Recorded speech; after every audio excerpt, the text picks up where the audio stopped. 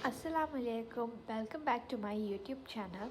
Today we will discuss factors and multiples. Subscribe my channel for more videos. Factors आज हम पहले discuss करेंगे, उसके बाद हम मल्टीपल्स को डिस्कस करेंगे। तो पहले हम देखते हैं फैक्टर्स होते क्या है। तो factor is a number that divides into another number with no remainder. मतलब मैंने आपको पिछली वीडियो में डिवीजन सिखाई थी तो जिसमें रिमाइंडर बच नहीं रहा था, लेकिन फैक्टर्स भी वही है कि जो डिवाइड होने के बाद उनका कोई भी रिमाइंडर ना बचे। तो ऐसे को हम क्या बोलते हैं, फैक्टर्स। ठीक है, ये कुछ एग्जांपल्स हैं, हम देख लेते हैं।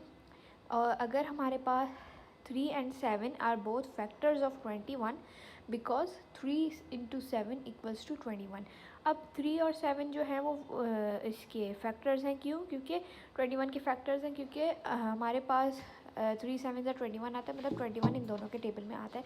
मैं आपको टेबल फिर से दिखा देती हूँ कि ये देखिए, अब 21 जो है वो इसके भी 3 के टेबल में भी आ रहा है, और 21 जो है हमारे पास 7 के टेबल में भी आ रहा है। तो मतलब 21 जो है वो हमारे पास इन दोनों का फैक्टर है।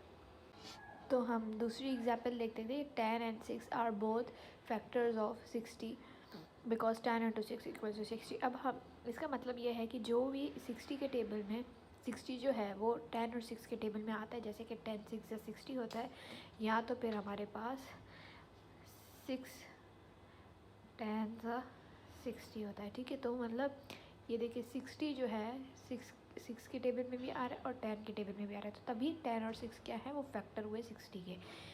अब एक और एग्जांपल देख लेते हैं कि जो फैक्टर नहीं होते। अब 7 is not a factor of 36 because 36 is not divisible by 7। अब क्यों नहीं है इसका फैक्टर 7 36 का? अगर हम इसको डिवाइड करें तो उसका रिमाइंडर जो है हमारे पास 1 बच रहा है और आंसर जो है 5 आ रहा है। अब हम इसको चेक करके देख लेते हैं, जैसे कि अब 36 मैंने आपको बताया था 36 अंदर जाता है और ये जिससे डिवाइड हो रहा होता है वो बाहर आता है। अब 7 के टेबल में 7 5 या 35 होता है। ठीक है, नियरेस्ट वाला हम लगाते हैं। ठीक है, तो अब 6 में से अब हम माइनस करेंगे, 6 में से 5 गए तो 1 बचा, 3 में से 3 कुछ भी नहीं। तो अब 1 जो है हमारे पास ये इसका रिमाइंडर हो गया। ठीक है, और 5 हमारे पास आया आंसर। ठीक है, तो अब इससे हम ये क्या पता लग सकता है कि देखिए ये एग्जैक्टली डिविजिबल नहीं है, तो मतलब ये फैक्टर भी नहीं है।